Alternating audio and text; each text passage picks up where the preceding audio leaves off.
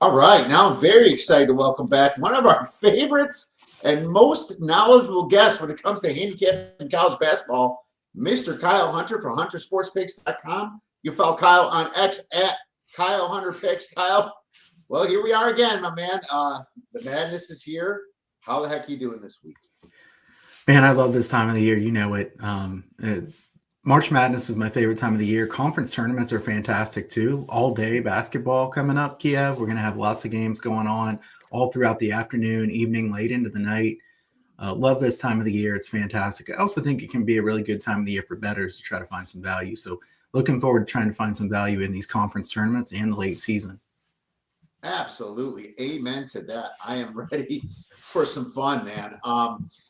It's just crazy how fast things go nowadays. I think the older we get, the quicker we feel the age. Maybe that's what it is. But hell, I can go a whole nother month of watching and gapping college basketball before the tournaments, even though I love and look forward to this time of year. It is what it is. Bobby Newport checking in. What's up, Bobby? Good day, gentlemen. Excited to hear a little hoops being talked about. Us too, my man. Us too. And looks like sneakily his favorite time of the year is hoop season too. So cool. Thanks, Bobby. Both of us, all three of us are the same.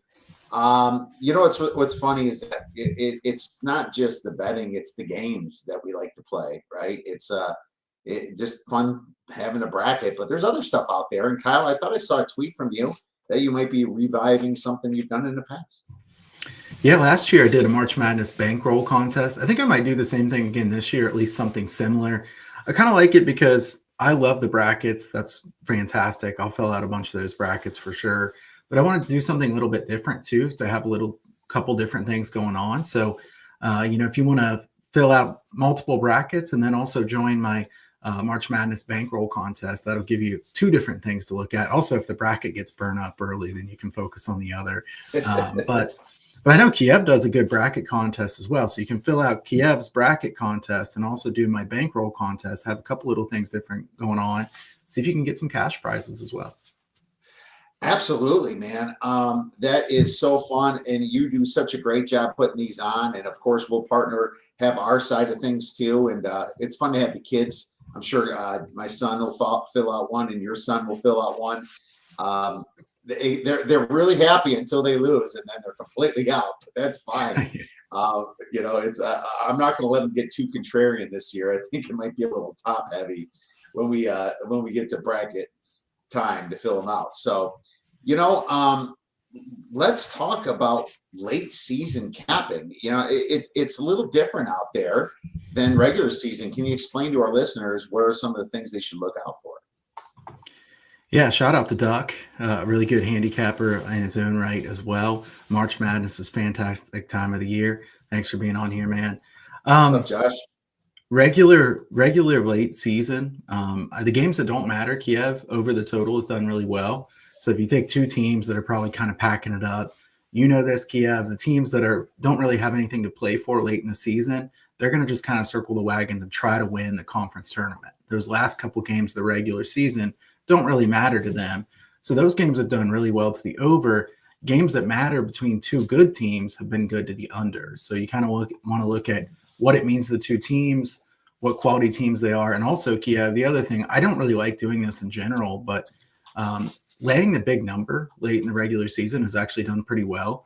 So you're going to get some people that say, well, you never can lay, double digits in college basketball. It's just a stupid move. It's not actually true. There's some times of the years that it makes sense. Very early in the season, it can win at a high rate. Very late in the season, it can win at a high rate too. So keep an eye on that. Yeah, absolutely. That is important stuff. It can at a very high rate. And looking for those fade spots for teams that give up have always paid the bills. There's a Texas. I'm not sure if they're not going to be too motivated now that they're probably away from the tournament. So that's one team you definitely don't want to bet on. I'm not saying you have to bet against them, but there's some warnings out there. Miami's been a poor team and have given up most of the season. I saw some life in them, maybe a little bit in early February, but that was about it. It was Miami's a team that's in transition, and some kids are already looking at the transfer portal, Kyle. So it's definitely a warning sign when you're looking at them. Also, there's no three times is the charm thing, right? Uh, just because you lost twice doesn't mean third time's the charm. It means that team's got your number and they might just be better than you. So don't think that, oh, third time's the charm. It really has to do with the fact that this team knows how to play you. And if that's the case, you better make some drastic changes. Usually more often than not, you lose the third time, don't you, Kyle? Absolutely. And I hate to bring in a different perspective in this in some ways, but youth basketball, Kiev, my son's team had a good year, much improved from last year. But there's one team that they beat us 3 times. It was pretty close all 3 times, but they just got way more rebounds than we did. They were just taller. If you get triple the rebounds, triple the amount of shots, you're probably going to win. Even if you're not a great shooting team. Sometimes teams just match up really well against other teams. So this whole thing about it's really hard to beat a team 3 times. What if you're better than them? Or what if you just match up really well against them? So the next time somebody says it's really hard to beat a team 3 times, I would question that pretty heavily because, there might be something to that. Now, obviously, if it's the worst team that's lost or the worst team that's won both games, and for some reason, they won in overtime and double overtime in the 2 games, then I would think about it. But in general, that's said far too often. Absolutely. It's said, and it's going to be talked about in the media and other places. Careful with teams that can improve their seed too, because it's going to be senior night this week and next week for a lot of these games. And you think just because it's senior night, it means something. Well, the transfers, it means less. If it's a bad team playing a good team, a good team might have a reason to play, right, Kyle? Absolutely. There's many reasons involved, and senior night has been much talked about and argued about for years, Kiev. I usually stay away from those games just because we've seen it go both ways. There can be more pressure on teams. There can be teams that do get fired up for that spot. There can be other teams that just kind of lay an egg in that spot. It's definitely a situational spot. Handicapper, if you like situational spots, I think this is your time of the year to bet college hoops. But be careful because, you're going to see some outliers this time of the year. It's going to happen. Some team you're like, they shouldn't be that bad. I think Kiev made a good point with Texas. I mean, Texas looked pretty decent for a while. I want no part of betting Texas. You either fade Texas or you pass those games. They've just given us too many reasons to want to fade them to try to flip around to the other side here right now. 100%. Texas. And you know what? You can find those teams that are out. Big Ten tournament, like I mentioned last week, only 15 of the 18 teams make it. There's 2 of them that have a very slight chance right now, but their final game are probably toast. So keep an eye on that. Thanks, Michael. Michael Sarah says keep the quality of work. Looks like he thinks we seem to keep things clear and focused at a time with so much noise. I try, Kyle. I try, Michael. It's just so hard, to stay focused all the time. But that's why, you kind of drop everything else and focus on what you're good at. And Kyle's great at college basketball, and I'm not looking at any NBA or NHL myself right now. I'm trying to do that. So thanks for the nice statement there, Michael. We really appreciate it. So Kyle, let's talk about the next subject then, and that is conference tournament. We have some awesome tournaments coming up, and there are there's 11 out there right now, man, and there's literally numbers out on 11. I think we can pass, Kyle, if we don't have a good feeling. I might pass on a few of them.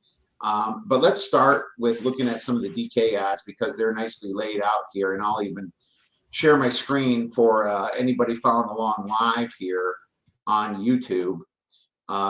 It looks like Lipscomb, and we're looking at the Atlantic Sun Conference Tournament. Kyle, this tournament actually started already, which is funny to say, man. It's already rolling here in March Madness.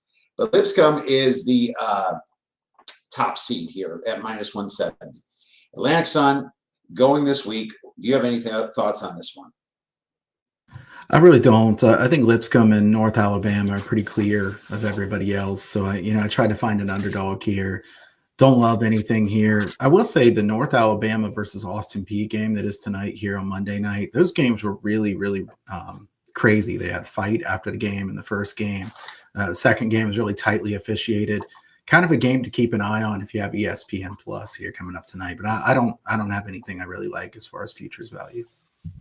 So I did take a little shot at Queens at 50-1. It's 45-1 here on DraftKings. It actually shot down to 30-1 on FanDuel. The thing about Queens, Kyle, they beat the top two seeds this year. Now, they might have lost the game against one of them too, but why would you not, when you're getting 50-1 here, right? And I'm just pulling up Queens on Ken Palm right here.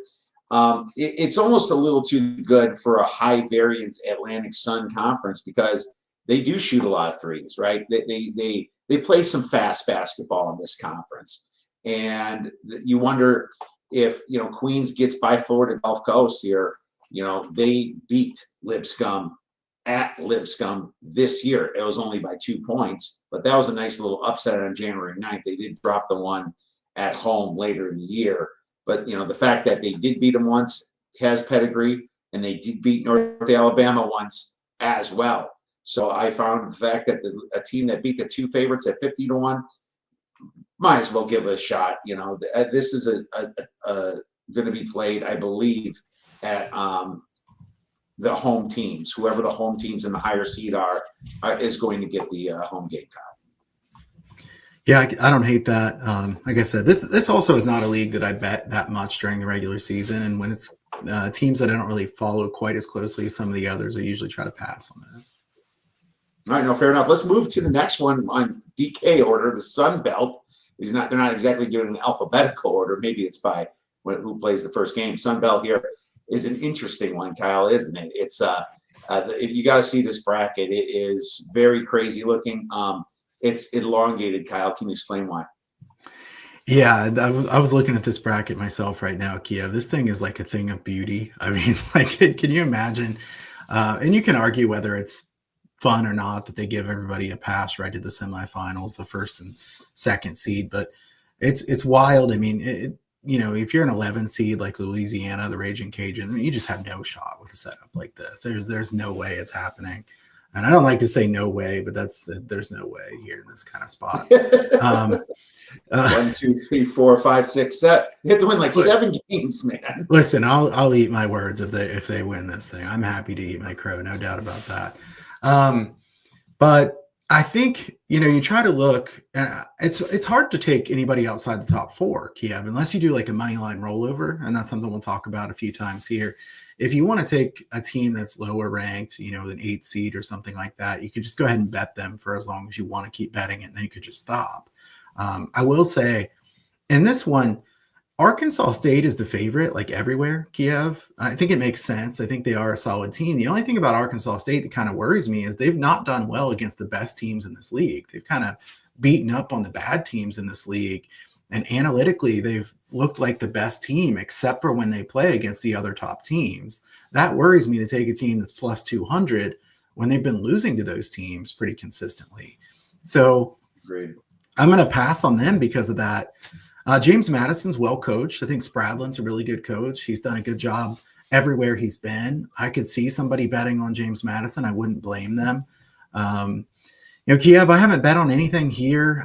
App State is good defensively, and I kind of would like to back a team like that, but they've kind of trended in a bad way here at the end of the season.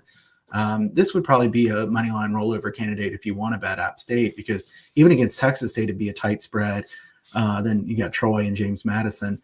I do feel like there's several teams that could win this, but the bracket being set up the way it is makes it really hard for somebody outside the top 4 to win this. So I don't blame the conference for doing something like this because they want to get their best team in there. It's just in this one, like, who is the best team? Do we know who the best team is? We don't. 7 games, that's if you play in the NCAA tournament and you're not in the play-on game, it's harder to win this for the bottom seeds. Absolutely. I mean, there's 6 games to win the NCAA tournament and only 7 with the play-in game. So it's literally just as long as the 7-game stretch. It's amazing to see. But you know what? That's what they do. They are rewarding your conference, which I kind of like, but I think you could have done it in a little bit better of a way. At the bottom, maybe, brush that up a little bit and still give the buys to the top teams. Do it like the West Coast Conference a little bit. It just seems a little bit too long, but I'll have to look at the West Coast Conference bracket myself Yeah, my problem is the top two teams are in the 3 and 4 seeds, so they get the extra Yeah. game, right? So just like you said, South Alabama and James Madison are fine. James Madison won it last year, and I remember that so well since they took my Badgers out of the NCAA tournament that fun first game. But to win 2 in a row, I don't know. If I was going to pick a team, it would be something like App State or something, Troy, or Troy. So App State or Troy would be the only play for me. But I also don't have a play in this conference. And yes, Rodney, we'll be doing some more shows definitely during conference tournaments and possibly some night ones too that Kyle and I are loving to do. The spaces and Kyle, we might put one out this week, Kyle. Yeah, probably so. I think we'll try to do multiple shows. I want to try to cover as many of these as we possibly can. You and I both love this time of the year. We'll try to get some valuable content out there. Kiev, I do want to say too, Pensacola Bay Center, where these games are going to be played, 25 and 19 to the over, and a lot of them have gone way over the totals. So this is a neutral site where games have actually gone pretty far over the total. I see what's happened here is a lot of the games have gotten bet down, kind of like the other conference tournaments, and they've actually flown over that total. So that's something to watch here is we don't have like a Madison Square Garden here or something that's good for under bettors. This may be generous Rams. I'm not really sure what the deal is for why they're going over the total, but they've been going over by a good amount here. Yeah, 100%. That is an interesting point to make too, and we'll be looking at those totals for these conferences. Let's move on to the next one, which on DK it is the Patriot League. Teams like Bucknell, American, Colgate, Navy. Kyle, what do you have for us on the Patriot League? So I bet Colgate plus 400 here in this one.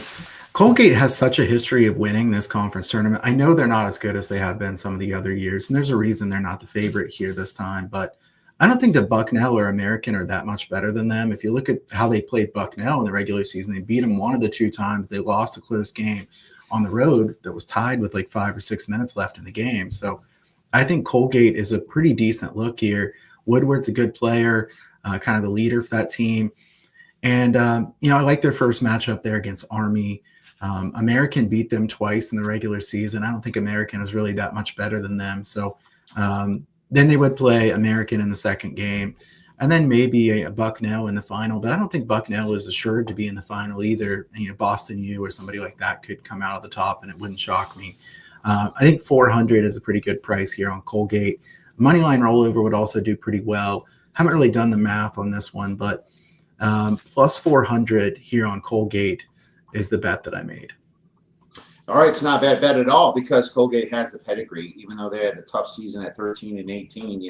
Lots of rebuilding that Matt Langle had to do. But this guy's been to the NCAA tournament many times, and he's made some noise in the NCAA tournament. I think it was in 2000 and maybe 2019 was it? Well, they played Tennessee tough in 2019. I'm trying to remember, but they always seem to be making the tournament just based on this coach, and so it's one hell of a shot to do. I believe that the Patriot League games are all home games too, Kyle. Am I correct? Yes. Jimmy was able to grab plus 500 on that. Really good price. I like that a lot.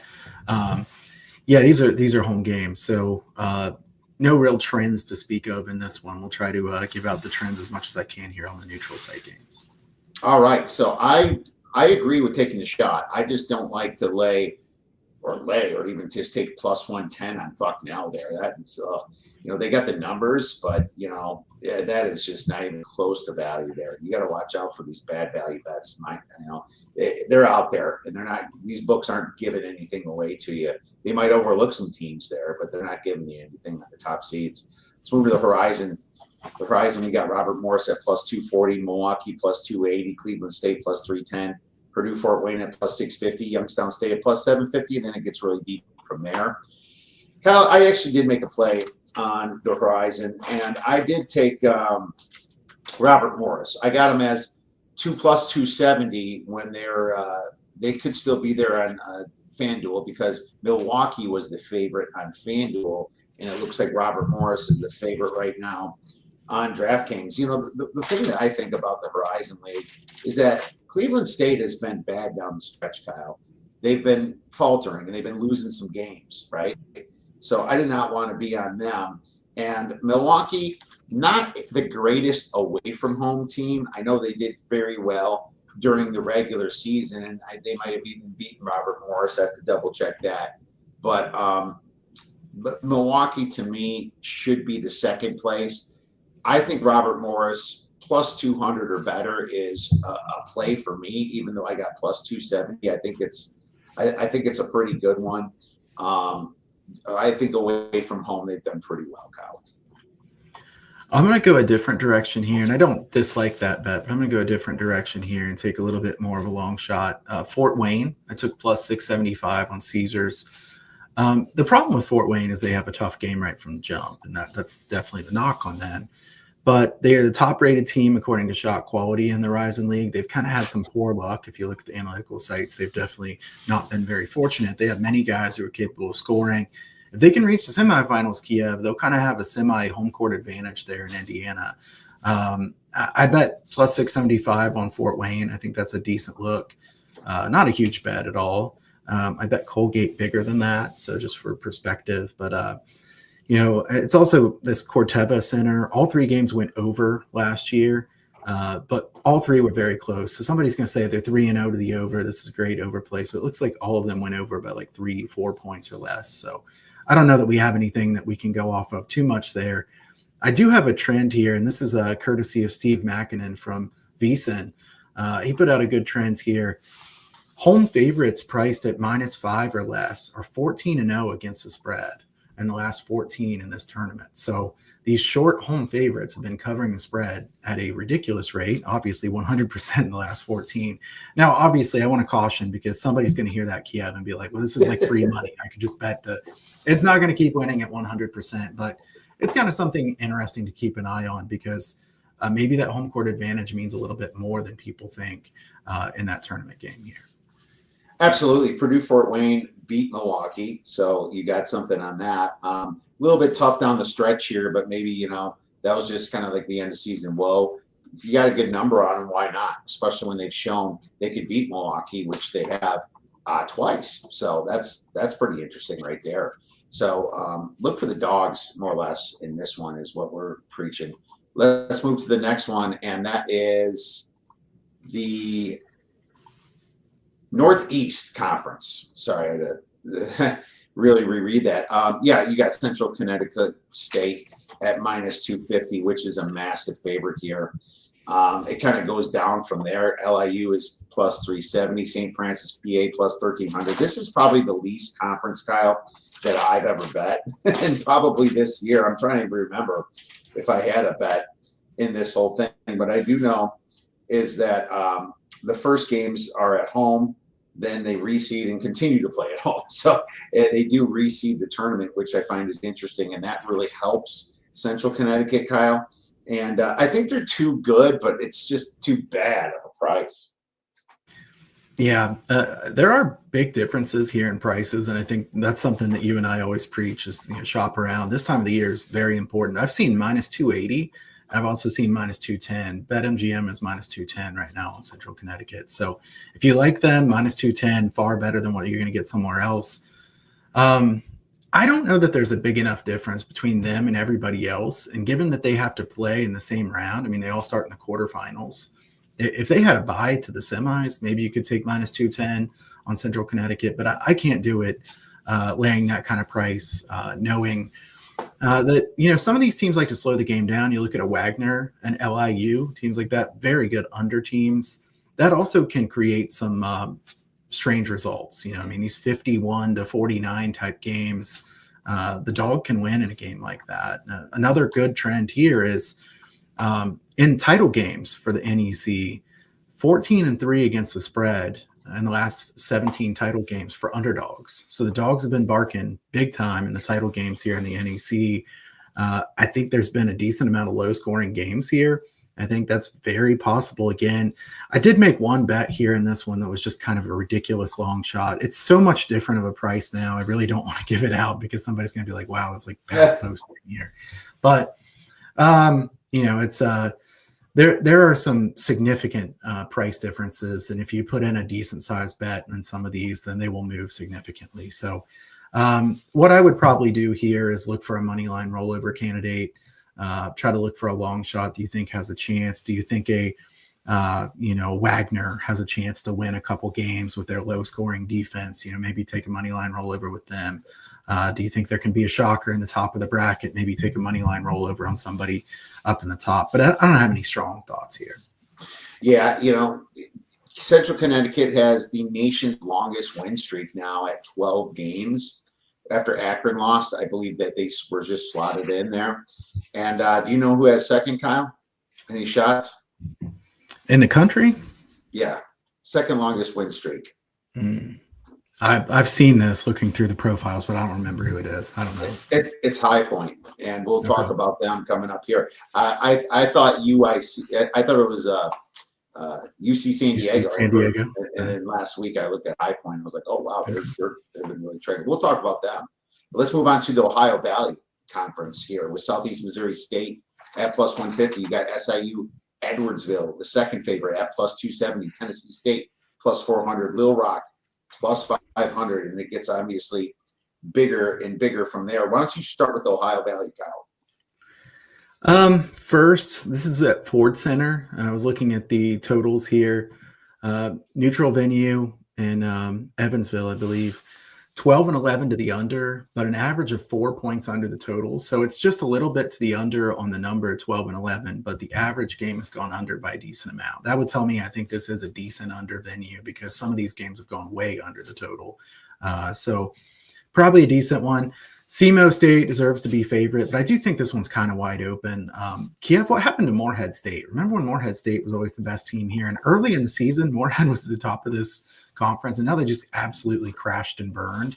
I don't think that it would be absolutely stunning for Morehead State to win a couple games here.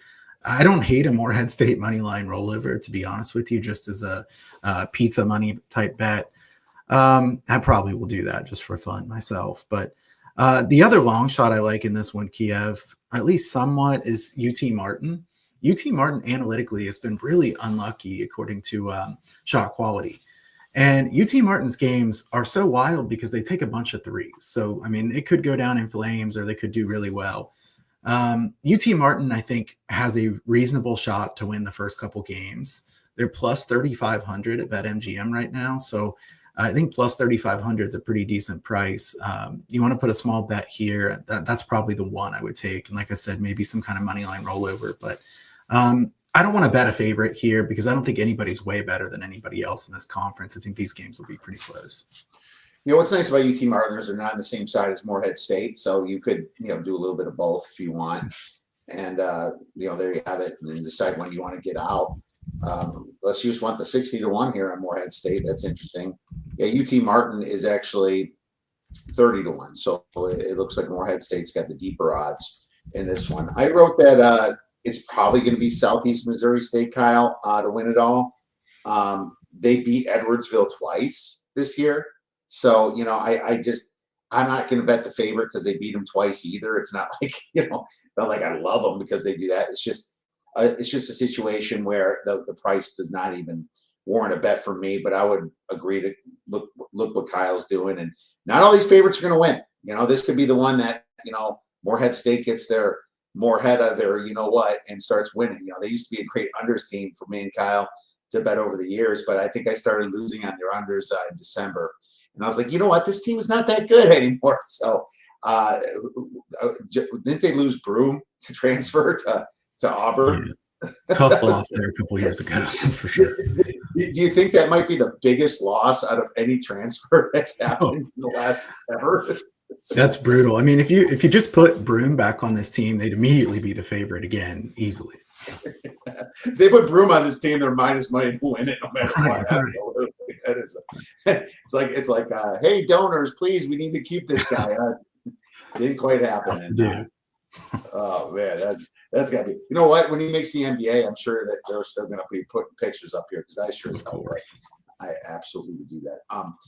All right, well, let's move to the next one, and that is the Big South Conference Tournament. So I already mentioned it, High Point. High Point is minus 250 in this conference. High Point is a dangerous team, Kyle. So All I really want to say about the Big South is I think High Point's going to win it. Radford, UNC, Asheville. If I was going to look at anything, it'd probably be Asheville. I just think High Point's got too good of an offense, and they've just been too hot, and the defense has not played that well in the Big South. And it's in Charlotte, North Carolina. It is away from home, so I guess that would be the thought that maybe they could lose because they're not playing home games here. Kyle, what do you have for this one? I don't bet this conference as much as most. I did kind of look to try to isolate somebody out of the bottom of the bracket because I want to stay away from High Point. High Point's definitely the best team, not even close. But Kiev, my problem is I was trying to look at Winthrop and Longwood, like who I wanted, but they play each other in the first game. I don't like it when the two teams that I'm kind of considering to bet as a long shot are playing each other in the first game. And if I believe Longwood got crushed by Winthrop in both games in the regular season. So they're the ones with the longer odds, the Lancers. But I mean, Winthrop took it to them both games in the regular season. I think High Point's going to win this conference tournament. I wouldn't take minus 250 though. Yeah, I'm not taking minus 250. Moneyline roller might even be better on this. And, you have to have conviction that they're going to play some defense too, because one poor shooting, I can screw it up for them as well. High Point is kind of like my sleeper if they make the tournament. I think that they could just come up with, house money type situation, not expecting to win. And, the team they're playing might be the one with the nerves. They'll probably be a 12 seed or so, Kyle, and they're going to play a 4 seed, or a 5 seed or something like that, or 13-4. Could be one of those upsets that we might have circled in our bracket this year. So we'll find out when that happens. But I'll be rooting for High Point because I think they can make some noise as long as they're not playing my team in the NCAA tournament. Let's move on to the Summit League tournament. And I do have a play in this one too. This one's interesting because the Tommies can't make the NCAA tournament. And if they lose this one, if they win this tournament, it goes to the 1 seed, Kyle. It goes to Omaha, which I find interesting. But for me, I bet Omaha at plus 450. And I think that Omaha, being the 1 seed, and they've kind of proven it by what they did in the regular season. It's strange. And I know this is in Sioux Falls, South Dakota.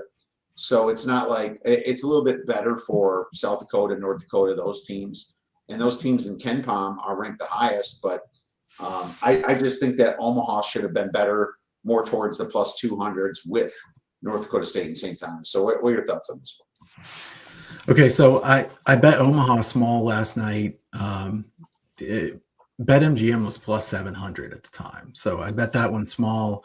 Nice. I think there might be plus 500 somewhere now. So the offshores don't have great odds here. Definitely shop around on some of the books to see what kind of numbers you can get. I think this was really kind of a puzzle, Kiev, because first of all, St. Thomas should be allowed to go to the tournament if they win. I mean, it's kind of a ridiculous rule. I mean, I don't want to get on a soapbox. We'll take too long, Kiev, but that's a ridiculous rule.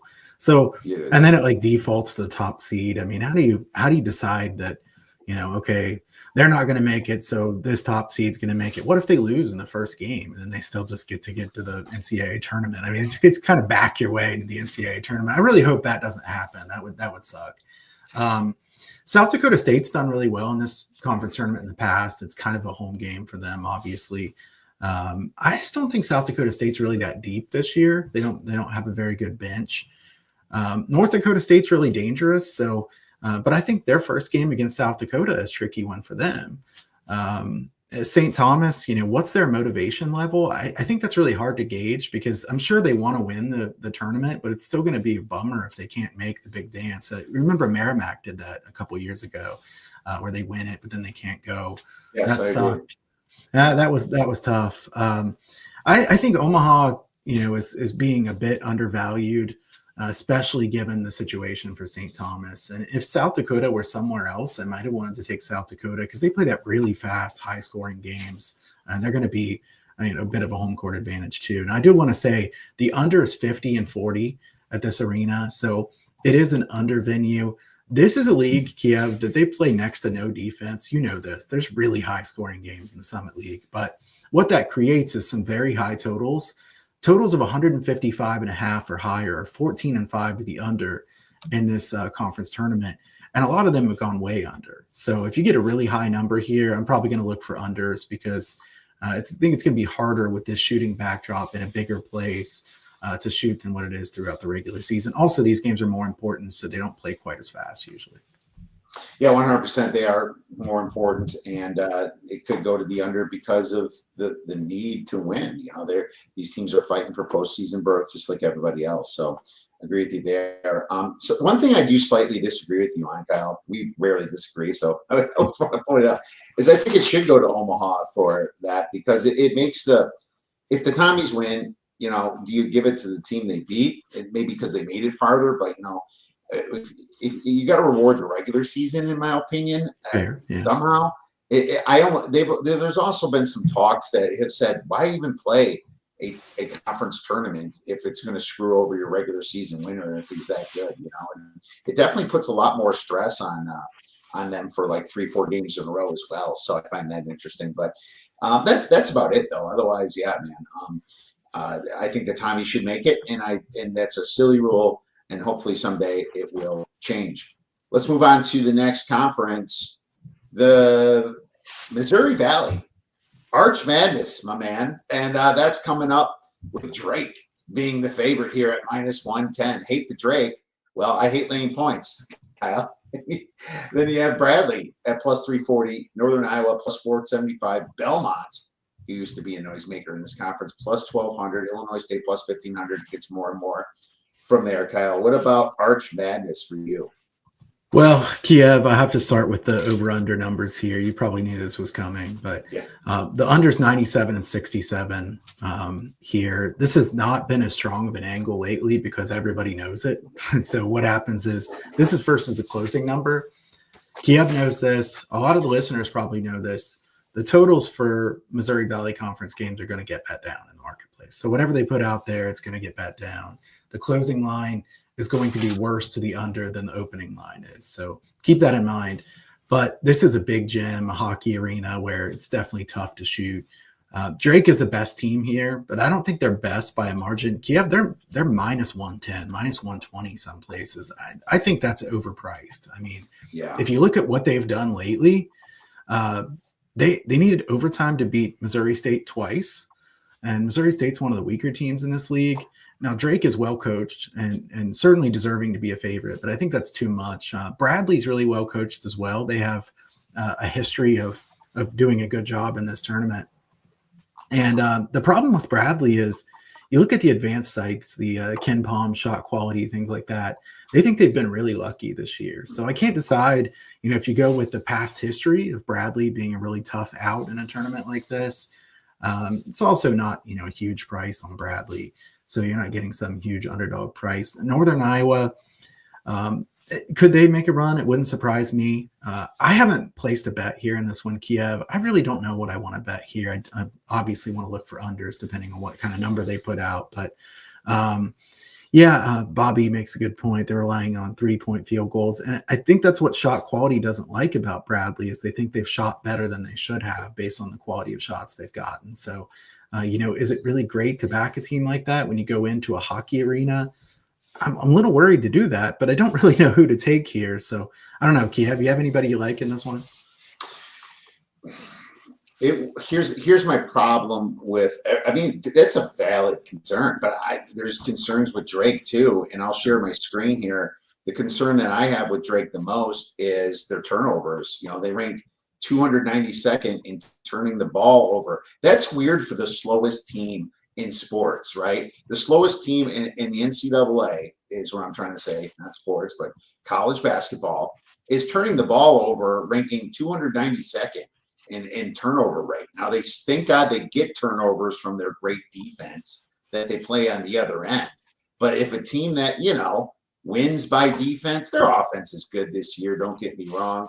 That worries me a little bit. And plus, they don't really effective field goal wise 239th in the opponents. There's some red flags there with Drake too. It is not perfect. I would definitely look for some plus money somewhere on this. I could see both of these teams getting bounced just from what you said. I do not want to rely on a 3-point shooting team. Bradley, number 1 in 3-point shooting, 95th in attempts. But man, going to a different arena like that is worrisome. Hell, they lost to Illinois State by 9 points, 11 points here just a couple weeks ago, because it was an away court, and it's tough. And nobody's making the NCAA tournament out of this. I don't think they would give it to Drake at large either, Kyle, which is kind of sad. No, I think the past history of the tournament committee makes it highly unlikely. So you got to win this conference tournament if you want to get in. Absolutely. Arch Madness, though, we can always bet these games and bet unders. So we'll listen to Kyle on that trend. And, of course, everything's number dependent, but I'm going to be looking for that. I know it's the cat's out of the bag, but, we'll hunt for some numbers. West Coast Conference Tournament. So this is weird. Gonzaga's favored at -125. St. Mary's at +130. Kyle, I don't even think I should mention any other team, and I'm disrespecting them, I guess, but I don't care. It's between the Zags and the Gales. What are your thoughts? Yeah, I mean, we can save time and just say it is between the Zags and the Gales. It's going to be shocking if somebody else wins this. It's interesting because St. Mary's did beat Gonzaga twice. Kiev, I liked St. Mary's a lot in that second game at Gonzaga. They were +6.5. I don't know how they were +6.5. Kind of ridiculous line. Then they won at Gonzaga. So they have to beat a good team 3 times. We talked about this. The analytical sites, most of them have Gonzaga ranked ahead of St. Mary's. So, this is one of those tricky spots where Gonzaga definitely would be super up for this game. I love Randy Bennett. I think he's still underrated as a head coach. I've seen as high as +150 on St. Mary's, and +150 is getting to where I would consider it at +120, +130. I think it's a pass.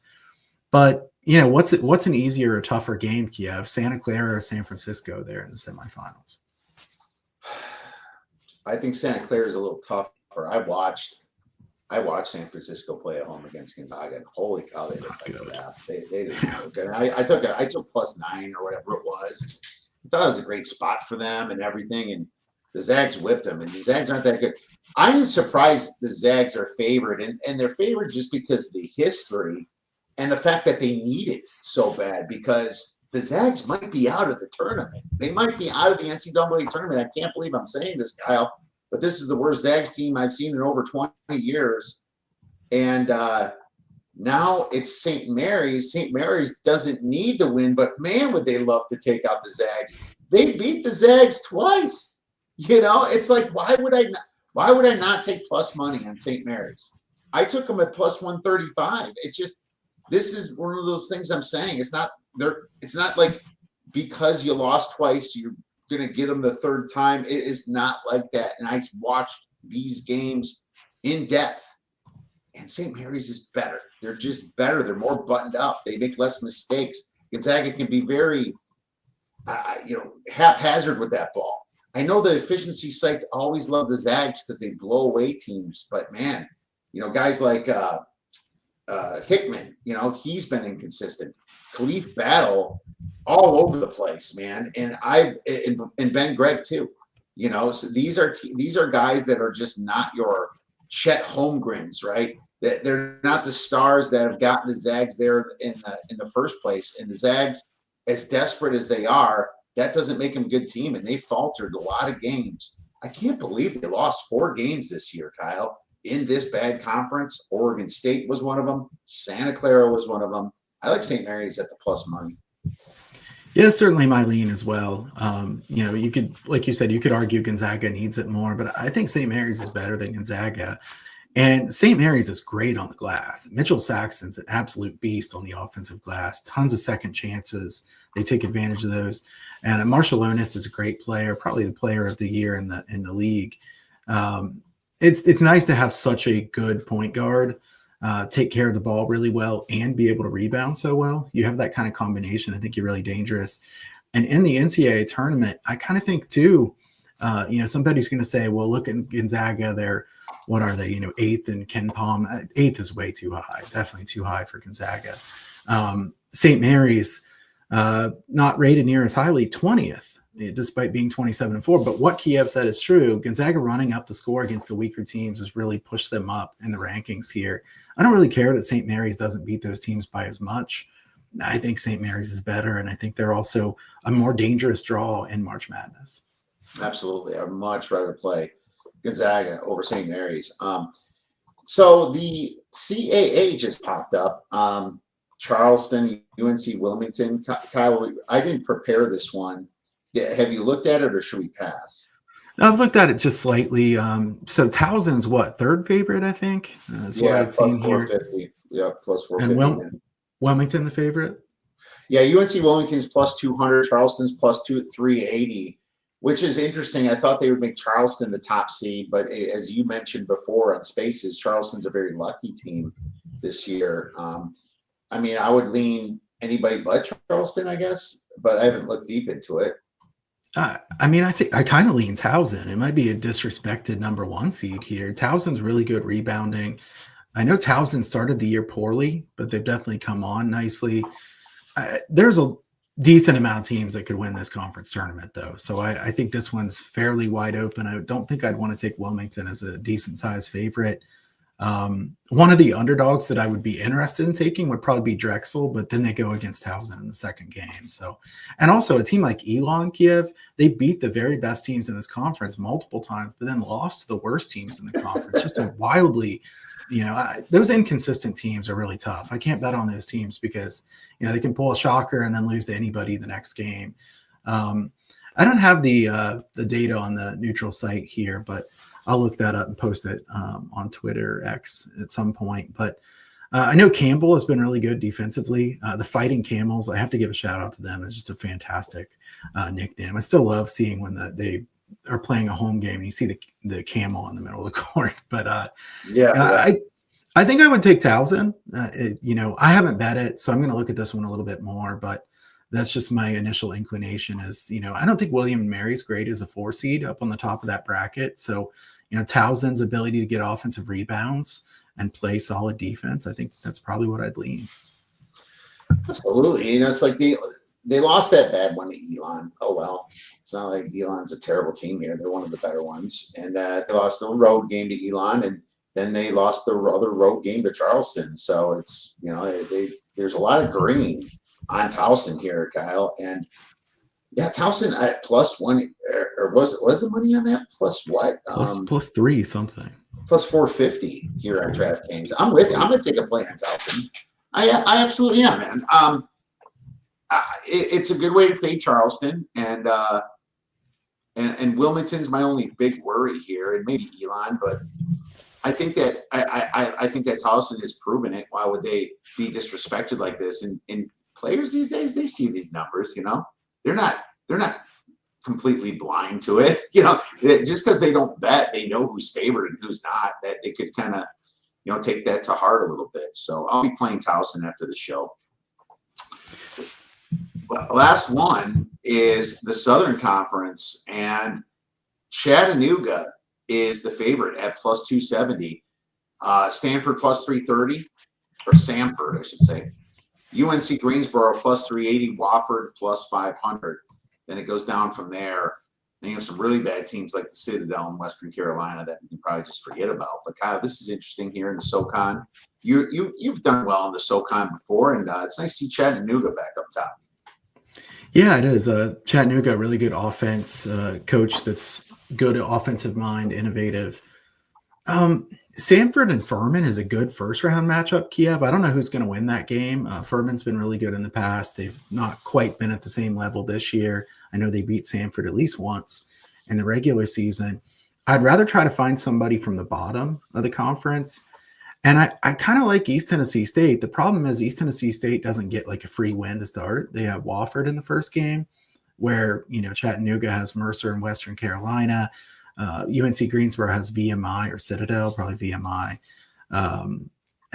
I don't know. I mean, that last game too, UNC Greensboro against who was it? UNC Greensboro played in the last game. Was it Samford? And it was like 108 to 100 or something, just super high. Greensboro's usually been a really high or low scoring team that plays good defense.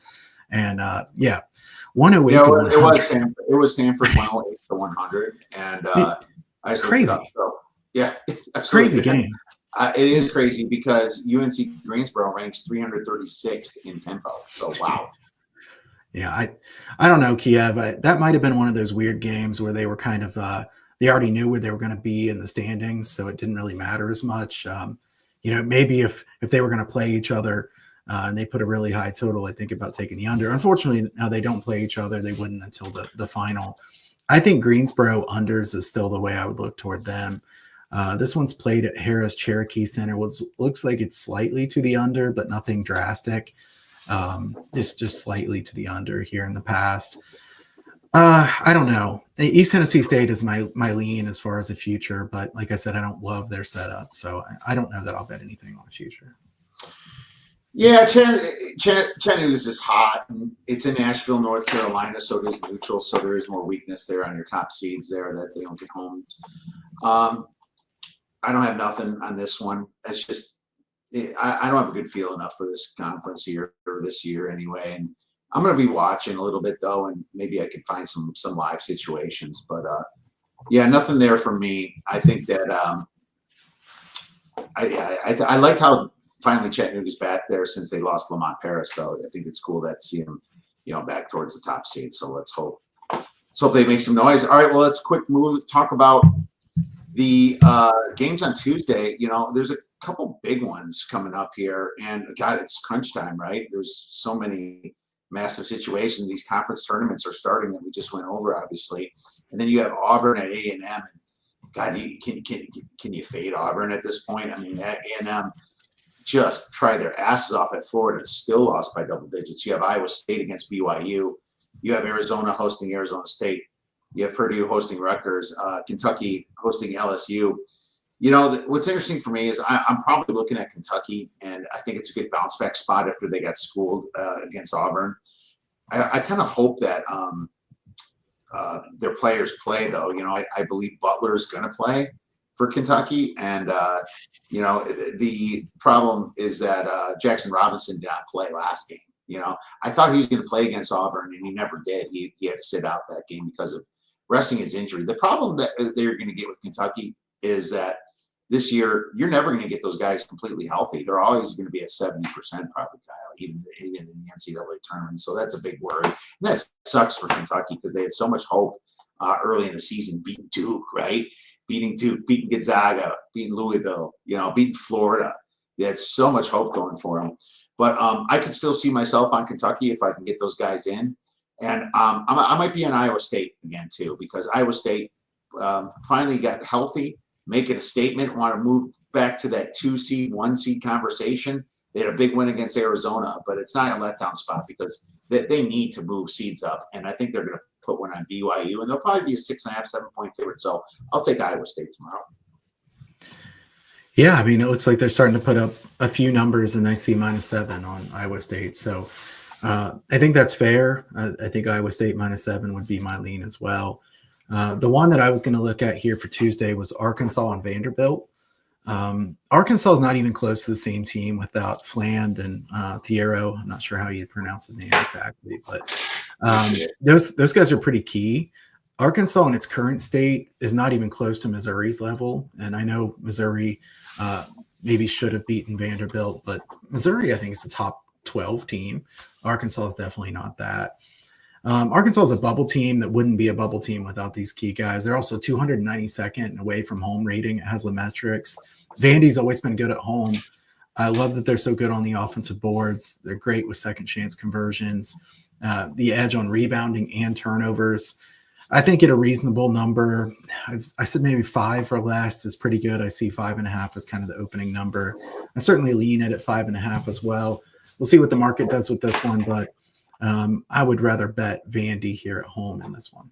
100%, man. I would definitely bet Vandy here. I'm probably going to bet Vandy, and if they force their Thiero back in and Fland, I think Fland's done, by the way. I don't think he can come back, right? Isn't he out for the season? I have to double check that. I thought he was. Yeah. But if Thiero's forced back in, that doesn't mean he's any healthy anyway. And Coach Cal teams, no thanks, man. He needs his full strength here, and they screwed up on the scholarship side as well. Vanderbilt, perfect spot for them coming off a loss. I know it's good for Arkansas too because they got blown out South Carolina. I was on South Carolina, only had to lay a point or play at pick 'em. It was just such a comfortable win if you're on South Carolina this last game. Yeah, Vanderbilt actually got the overtime win against Missouri, so that's kind of a interesting spot. For some reason, I thought they lost that, but they got the big overtime win against Missouri. But still, Arkansas is going to be in shambles. I would much rather be on Vanderbilt here. Rick Smith likes Fresno under on Tuesday with the short rotation due to suspension. So that's a great look there, man. We'll take a look at that. For suspensions will definitely limit some of the points scoring sometimes, but I unfortunately also limits defense at times, Kyle. And, you got to be careful that they're not really big defensive guys, I guess. But I'll take a look at that one. Thanks, Rick. Looks like Rodney wants to know our thoughts on North Texas and Wichita State today. Anything? I have to relook at it. I capped it all last night and this morning here. Any quick thoughts on it while I pull it up? I mean, I always like North Texas unders in general because they play such a slow pace and such good defense. But 128 is awfully low. I wanted 130 or higher. As far as the side, what is it? -7.5, -7 or 7.5 for North Texas. 7 looks like the primary line. I don't know. I mean, Wichita State's been inconsistent. They had that really nice home win over Memphis. Then they won on the road at Florida Atlantic. They also have losses at home against East Carolina, blowout loss at home to South Florida. It does seem like they're kind of playing better here of late. I think this will be a lower scoring game. So I guess I kind of want to take the points, but I don't know. 7 doesn't feel like enough to me. I don't have anything very strong here. Yeah, it's interesting is that Wichita State, North Texas, slow matchup, obviously, but I find that Haslametrics has this 11-point win for North Texas. I mean, that's a little high, I would think, but you know what? It just shows that the air is on the side of North Texas. The market kind of likes Wichita State a little bit because of how Wichita State's playing as of late, right? So, I wish I knew more about. I watched a few Wichita State games, and I always watched it when they played Memphis, and they won against Memphis, and that was a big win for them. UAB faltered against Memphis yesterday, and they just lost to UAB. It's just kind of trading punches back and forth in these teams. I mean, North Texas has 3 games left. It's not like they have the 1 seed in the bag right now, Kyle. It's probably a stay away, but 70-60 is what Ken Pom has, and the total's 127.5. And then I find it just very different that 58-69 is what a little bit lower there for this one. So it looks like 127.5 is right on Haslametrics. So I'm staying away from it, but thanks for the question, Rodney. I wish I had more for you on that one. That's an interesting one. But Kyle, we want to ask you one last question, and I would like to know. And you've done really well in this in the past. Give me a sleeper, my man. Give me a sleeper to make some noise in the NCAA tournament. I do feel the pressure because I feel like I have done pretty well on these, and that's probably at least somewhat lucky. But we've had some really good runs on some of these sleeper teams in the past. So Kiev, I'm going to take VCU. VCU, I know they're very good in the A10, but they would definitely still be considered a sleeper because of how weak the conference is. I don't really know. I mean, they're 24-5. They're rated 28th on KenPom. Are we assuming that VCU needs to win the conference to make it in? I don't really pay that much attention to the bubble talk, at least until we get into the conference tournaments. But VCU has been on an amazing run here of late. They've won 8 games in a row. They're a really tall team, 69th in average height, 40th most experienced team. I know it's been relatively weak competition, guys, but they're just laying waste to everybody here of late. 8 straight wins, 6 of those by 16 points or more. Shulga is a really good sharpshooter, 42.6% from three-point range. They're 4th in effective field goal percentage defense. I think they're a tricky matchup if they get into the big dance to win a game or two, and they would almost surely be dogged at the beginning based on the conference they play in. But I think that, they have that neutral site win over Colorado State. They played well in a loss at New Mexico. They haven't played a great schedule. They did win at Dayton. Dayton hasn't played great of late, but they've showed that they can win away from home. I'll take VCU here as a team that, if they make the big dance, could win a couple games and shock some people. I mean, hell yeah, dude. You know what's great about VCU is they're probably in the NCAA tournament, even if they don't win their conference, and gotta be shocked if they would leave them out. But they don't, unfortunately, they don't have the big wins, but they're ranked 28th on KenPom. They got a lot of like tier 2 wins and quadrant 2 type wins, right? You know, being in the Atlantic 10, you're going to get a lot of quadrant 2 games, and they are a scary as hell team to play. You know, Kyle, do you think they would leave them out if they, like, you know, lost their conference tournament? I figure if they like lost the first game, they'd be in trouble because, you know, you got to win something in the conference tournament. But if they get a couple rounds in, semifinals or finals, I think they'd probably make it.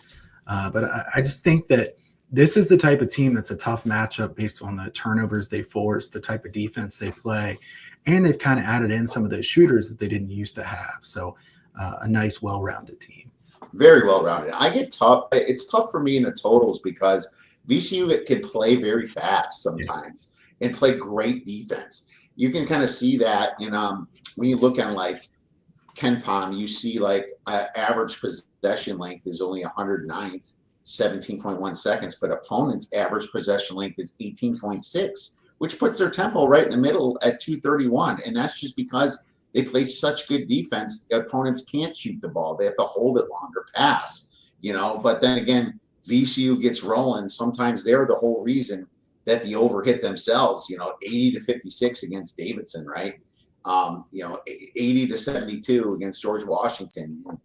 You just got to hope that if you're betting unders, sometimes, Kyle, the other team doesn't score any points. I don't like betting totals on VCU because I pretty much ruled this out. They can shut down the other team, but I mean, look at the Richmond game, 90-49. I mean, you hold a team to 49, it still flies over a total. That's pretty scary. So it's frustrating. I don't know what to do with their totals. I'd rather bet on them than I would bet on their totals. That's for sure. Absolutely. And Rodney says, thanks, guys. That's what I came up with, and that's what I was asking on North Texas and the under, so it makes sense. Well, here we are, man. March Madness ahead of us. You have great stuff coming at Kyle Hunter Picks. What's going on over there? Hey, I want to say thanks to the people who've tuned in too. I know our numbers have gone up quite a bit while we've been doing this. A lot of people jumping in the chat. We appreciate you guys. Fantastic. It makes it more fun for us when there's a lot of people paying attention and reaching out there via the chat as well. But huntersportspicks.com is the site. You can sign up for the free picks newsletter over there. I'll have some of those going out here through the tournaments. My pick package, as far as the March Madness deal, I'm going to put up a lower price for that tomorrow. So like kind of an early March Madness deal where you also get the conference tournaments. So look for that on Tuesday, the 4th. I'll have that up, and it's been a good run here of late. I think it's like 36-16 last 52 plays. So good run. College basketball was a bad start to the year. I've done well here of late. Hopefully we can keep it going here through the end of the season. Definitely check out what's going on at huntersportspicks.com and at Kyle Hunter Picks there on X.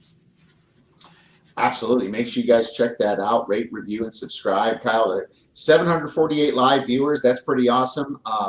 You know, if you have anything to tweet out, Kyle will definitely be tweeting out a lot of stuff coming out this week. And this show obviously comes out on the morning of Tuesday. So please feel free to retweet that if you can. But we really appreciate you listeners out there. And please get in our tournament challenges that Kyle's going to have, that I'm going to have as soon as these come out. Kyle, thanks again for coming on. We'll be talking to you soon. Always fun, man. Thanks.